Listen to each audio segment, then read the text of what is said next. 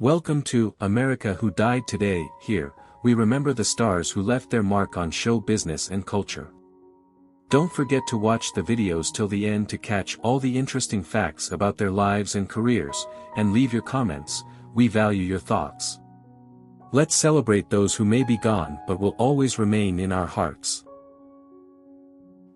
Fernando Valenzuela Anugama, November 1, 1960 to October 22, 2024, nicknamed El Toro, was a Mexican professional baseball player who played at the pitcher position.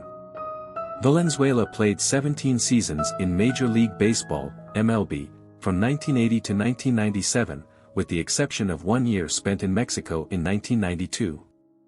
He played for 6 MLB teams, most notably the Los Angeles Dodgers, who signed him in 1979 and gave him the opportunity to make his MLB debut in 1980. Valenzuela was left-handed, both when serving and hitting, and stood out for his unusual serve. He was one of the few pitchers who regularly used a scrum ball in the modern era. Valenzuela became a star in 1981, when Fernando Mania quickly transformed him from a little-known player into a celebrity. He won his first 8 starts, 5 of which were shutouts, and finished the season with a 13-7 record and a 2.48 ERA in a season that was shortened due to a player strike. He became the first and, as of 2024, the only player to win both the Cy Young and Hands of the Year awards in the same season. That same year, the Dodgers won the World Series. Valenzuela's career peaked from 1981 to 1986, when he was selected to the National League, NL, All-Star Game every year. In 1986, he won 21 games, becoming the leader of the NL, and became the second after Mike Scott of the Houston Astros in voting for the Cy Young Award. Valenzuela was also one of the best-hitting pitchers of his time, scoring 10 career home runs and was occasionally used by Dodgers manager Tommy Lasorda as a substitute player. In 1986, he signed the largest contract for a pitcher in baseball history worth $5.5 million over 3 years. However, shoulder problems made it difficult for him to continue his career with the Dodgers. He was part of the 1988 World Series winning team, but missed the postseason due to a shoulder injury. In 1990, he hit a no-hitter against the St. Louis Cardinals before the Dodgers fired him before the 1991 season. He went on to play for the California Angels, Baltimore Orioles, Philadelphia Phillies, San Diego Padres and St. Louis Cardinals before playing several seasons in Mexico in his 40s.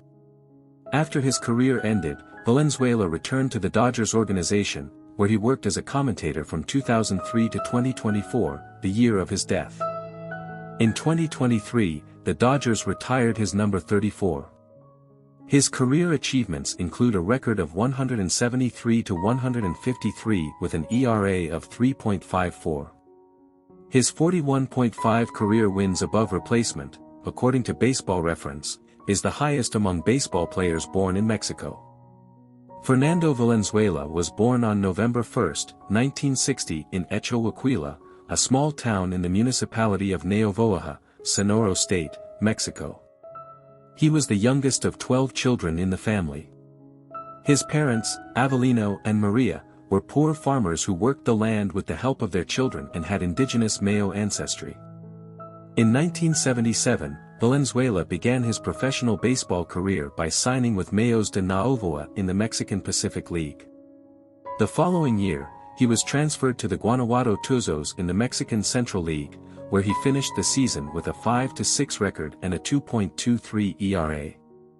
The following year, the Mexican Central League was absorbed into the expanded Mexican League, which automatically promoted the then 18-year-old Valenzuela to AAA. Playing for Leones de Yucatan, Valenzuela finished the season with a 10-12 record and a 2.49 ERA.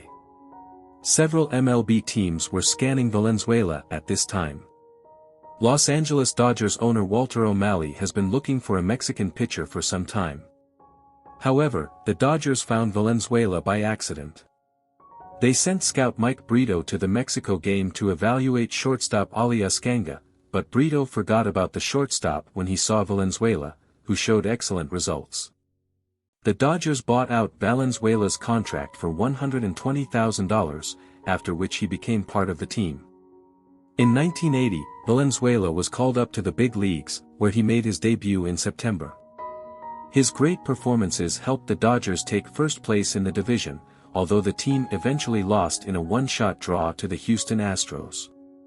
The following year, Valenzuela became part of the historical Fernando Mania, thanks to which he attracted a large number of viewers and became a media icon. In 1981, he became the first player to win the Cy Young and Hands of the Year in the same season, and also helped the Dodgers win the World Series. Fernando Valenzuela left a significant mark on the history of baseball and will always be remembered as one of the greatest Mexican baseball players. Liam James Payne, August 29, 1993 to October 16, 2024, was an English singer and songwriter who became known as a member of the pop group One Direction, one of the best-selling boy bands of all time.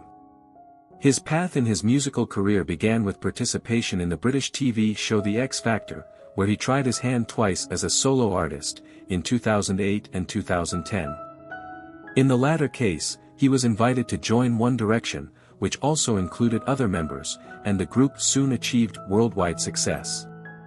After the breakup of One Direction in 2016, Liam continued his solo career, signing with Republic Records in North America.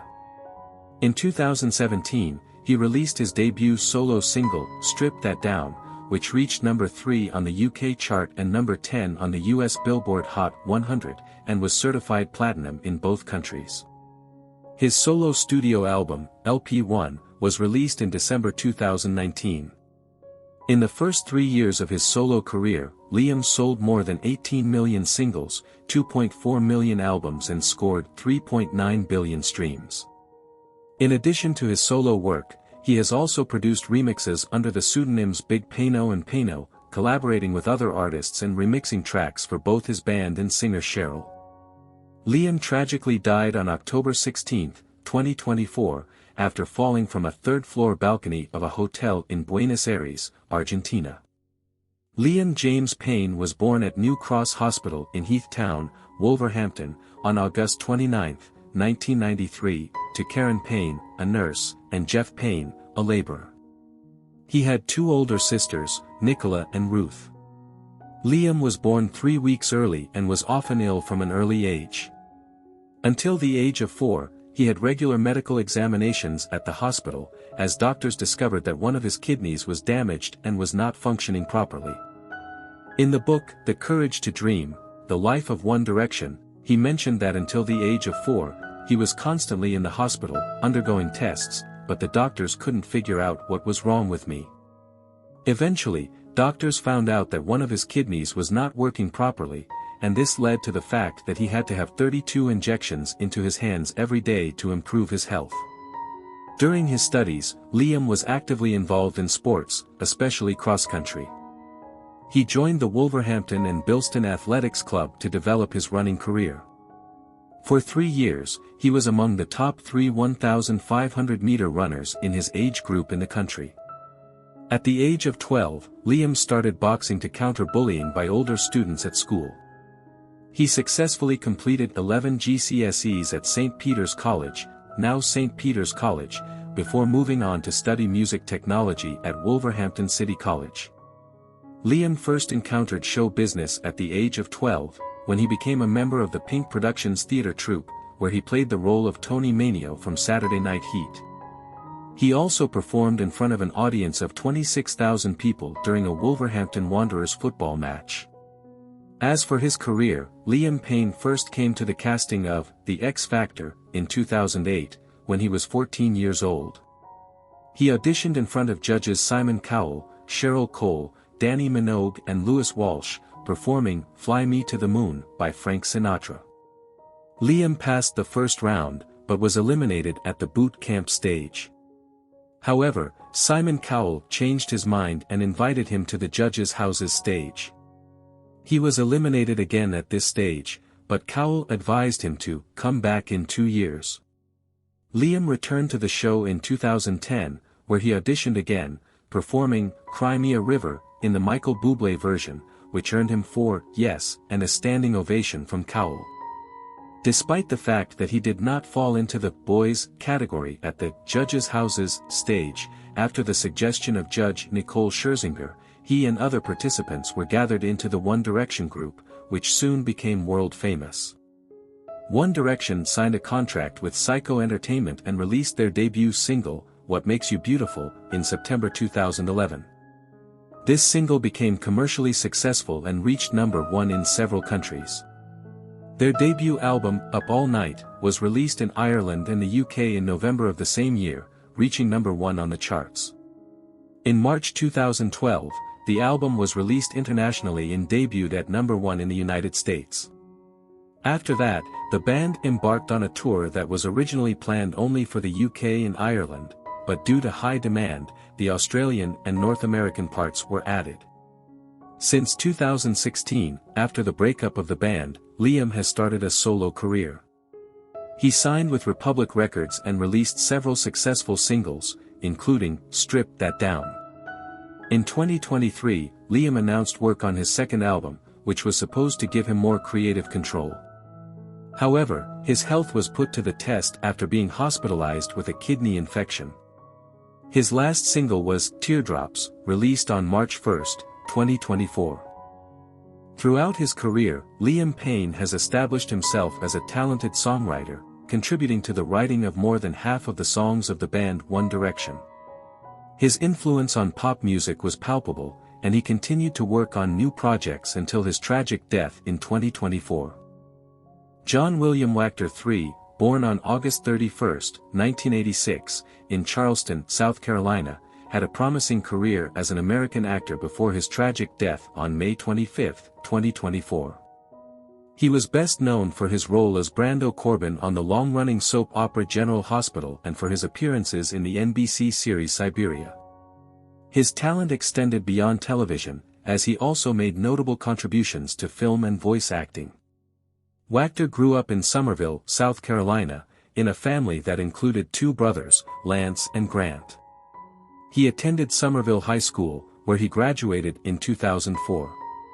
His academic journey continued at the College of Charleston, where he earned a Bachelor of Science in Business Administration and a Bachelor of Arts in Spanish in May 2009. This educational background provided him with a strong foundation that he would later complement with his artistic pursuits.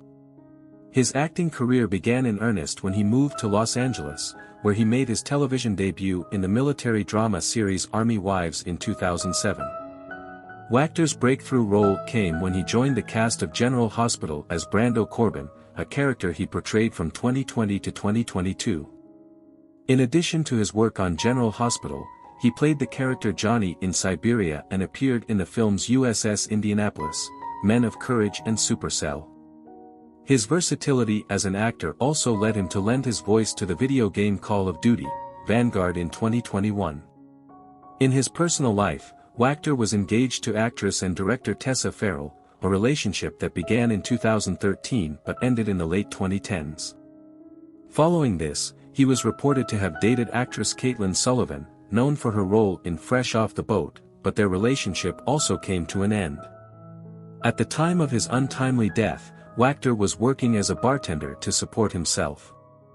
The circumstances surrounding Wactor's death were particularly tragic. On May 25, 2024, after finishing a shift at the bar, he was fatally shot at the corner of Pico Boulevard and Hope Street in downtown Los Angeles. Wactor had been walking a coworker to her car when he encountered three men attempting to steal the catalytic converter from his Toyota Prius. Initially mistaking the situation for a towing incident, he quickly realized the threat and, in a heroic act, shielded his coworker with his body. Unfortunately, one of the assailants shot him during this confrontation. He was rushed to a hospital but was pronounced dead shortly thereafter. Wactor's funeral was held at Somerville Baptist Church in Somerville, South Carolina, on June 16, 2024, 3 weeks after his death, drawing friends, family, and fans who mourned the loss of a talented individual whose life was cut short. In a development that brought some closure to his family and friends, 4 men were arrested in connection with Wactor's murder on August 15, 2024. Prosecutors charged 2 of the men, linked to a South Los Angeles street gang, with murder, while the other 2 faced lesser charges. This case highlighted the ongoing issues of violence and crime in urban areas, as well as the devastating impact it can have on innocent lives.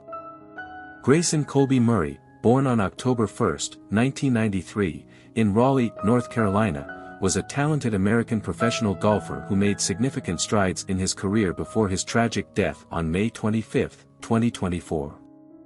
Known for his remarkable achievements on the PGA Tour, including winning the Barbasol Championship in 2017 and the Sony Open in Hawaii in 2024, Murray's journey was marked by both extraordinary successes and profound personal struggles. Murray's passion for golf blossomed at a young age, as he showcased his talent early on by winning 3 consecutive Callaway Junior Championships from 2006 to 2008. During these years, he achieved national recognition, ranking as the top golfer in his age group. His early success continued at Leesville Road High School, where he not only excelled in golf but also led his team to win both a team and individual state title. In pursuit of higher education and further honing his skills, Murray initially enrolled at Wake Forest University. However, feeling uncomfortable there, he transferred to East Carolina University after just 1 semester. Unfortunately, after 8 weeks on ECU's golf team, he left due to disagreements with the coach.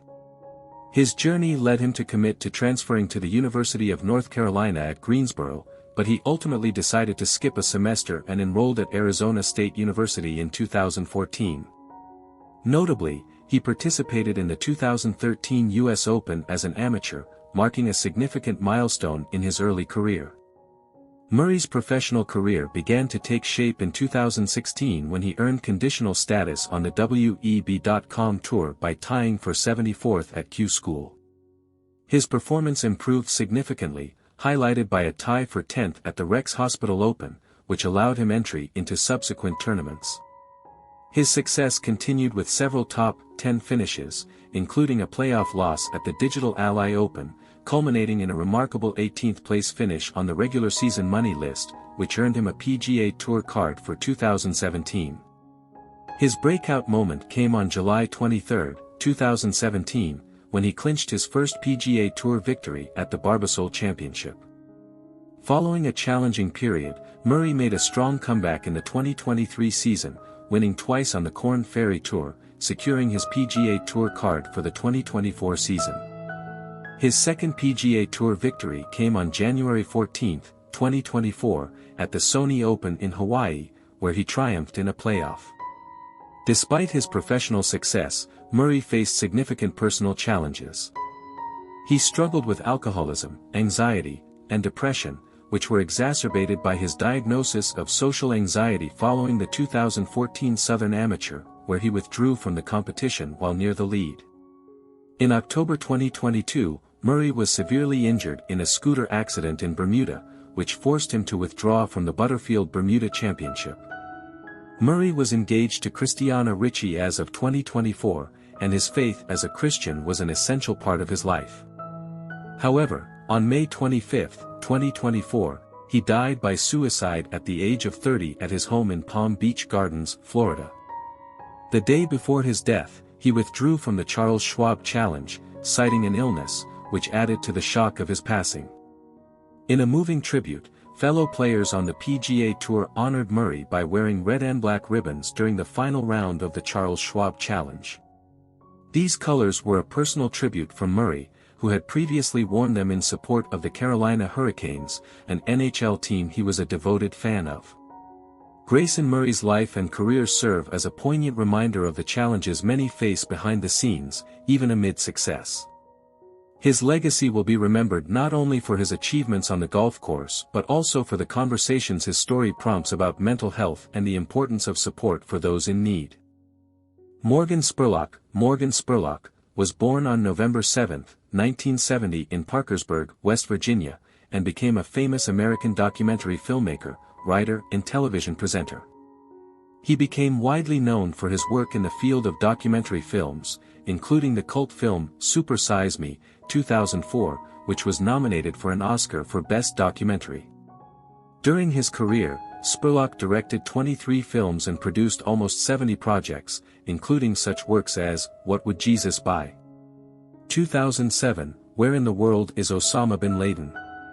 2008, Poem Wonderful Presents, The Greatest Movie Ever Sold, 2011, and Comic-Con Episode 4, A Fan's Hope, 2011.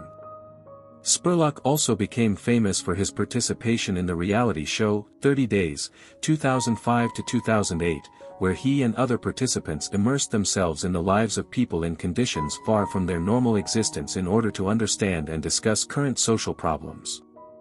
From 2013 to 2016, he hosted the program Morgan Spurlock Inside Man on CNN, where he explored various aspects of modern life. Although Spurlock was known for his successful projects, his career was overshadowed by scandal. In December 2017, he confessed to his history of sexual harassment, which led to a decline in his reputation and career consequences. His continued work on the film Super Size Me 2, Holy Chicken, was delayed due to these confessions, and the film was eventually released in 2019. Spurlock died on May 23, 2024, at the age of 53, due to complications related to cancer. His death left a significant mark on the documentary film world and among fans of his work. He will be remembered not only for his films, but also for his controversial confessions, which opened up a discussion about important social and ethical issues. Morgan Spurlock grew up in Beckley, West Virginia, in a Methodist family. His mother, Phyllis, was an English teacher and consultant, and his father, Ben, owned an auto shop. Spurlock graduated from Woodrow Wilson High School and then continued his education at the Tisch School of the Arts at New York University, earning a bachelor's degree in film in 1993. In his youth, he also faced personal difficulties, including sexual abuse, which subsequently affected his work and personal life. Spurlock began his career as a theatrical playwright, but his real fame came with documentaries. His first significant project, Super Size Me, became a reflection of American consumer culture and criticism of fast food. In the film, Spurlock conducts an experiment in which he eats exclusively McDonald's food for 30 days, which leads to a significant deterioration in his health. This project not only brought him popularity, but also became the beginning of discussions about health and nutrition in the United States. Spurlock also went on to shoot other projects that explored complex social themes. He created 30 Days, which explores the lives of people in conditions different from the usual ones, and provides viewers with the opportunity to understand different points of view. His work on television, including Morgan Spurlock Inside Man, cemented his reputation as an insightful and provocative documentarian. Personal life. Spurlock is married 3 times. His marriages to Priscilla Sommer, Alexandra Jameson and Sarah Bernstein ended in divorce. He has 2 children. Despite his achievements, Spurlock also faced personal difficulties, including confessions of sexual abuse in his life, both from outside and against others. He openly talked about being a victim of sexual abuse as a child, which added complexity to his lifestyle and career. Spurlock died on May 23, 2024 at the age of 53 from complications caused by cancer. His death left a noticeable mark on the world of documentary films, and many remembered his contribution to this field. While his career ended in scandal, his work will continue to influence public awareness and discussions about health, consumption and social responsibility. Charlie Colin, born November 22, 1966 in Newport Beach, California, was an American musician, best known as the bassist and one of the founding members of the rock band Train. His career has spanned many musical directions and collaborations since he left Train in 2003. Colin began his musical career at an early age, mastering the guitar when he was about 8 years old. His family soon returned to Newport Beach, where he continued to develop his musical skills and also became interested in surfing and water polo at school. After graduating from high school, Charlie enrolled at the University of Southern California, but soon transferred to Berklee College of Music in Boston, where he began to delve deeper into musical practice. While studying at Berklee, he worked with more experienced musicians and discovered musical styles such as jazz, thanks to the influence of Pat Metheny. After graduating from college, Colin received an offer to work in Singapore, where he was engaged in writing and performing jingles. After returning to Los Angeles, he, along with Jimmy Stafford and Rob Hotchkiss, formed the band Apostles, which signed a contract with the label and released an album of the same name in 1992. However, after the closure of the label, the band broke up, but the musicians retained hope of working together in the future. In 1993, Colin, along with Hotchkiss and future Train vocalist Pat Monahan, founded the band Train. The band also included Jimmy Stafford and drummer Scott Underwood. Train quickly achieved success, releasing the hit Meet Virginia in 1999, and their 2001 album Drops of Jupiter became a real breakthrough, reaching number 5 on the Billboard Hot 100. However, in 2003, Colin was fired from the band after an emergency meeting related to his addiction problems. This event was a turning point in his life and career. After leaving Train, he formed a new project called Food Pill, releasing the album Elixir. In 2014, he joined the band Days of the New, replacing bassist Jesse West. In 2015, Colin and Hotchkiss formed a new band, Payne Birds, in which they released their self-titled debut EP. In 2017, he founded the band The Side Deal with musicians Stan Frazier and the Owen Brothers. The band actively performed at concerts and recorded new material. In addition to music, Colin was known for his charitable work, supporting homeless artists and actively collecting art. He later moved to Brussels, Belgium, where he taught master classes in music at the conservatory and served as music director at the Newport Film Festival. Charlie Colin was found dead on May 17, 2024 at a friend's house in Brussels. According to preliminary data, he fell in the shower and was injured, which led to his death. At the time of his death, he was at a friend's house, looking after him. Charlie Colin's life was bright and eventful, full of creative achievements and challenges. His contribution to music and the inspiration he brought to many will remain in the memory of fans and colleagues. Thank you for watching this video. May the memory of these outstanding people continue to inspire us all. We cannot change the course of time, but we can keep in mind their contribution and significance. If this video has affected you or you want to know more, don't forget to subscribe to our channel and leave a comment. Let's continue to share their stories and keep the memory of them together. See you soon, and remember that those we love never leave without a trace.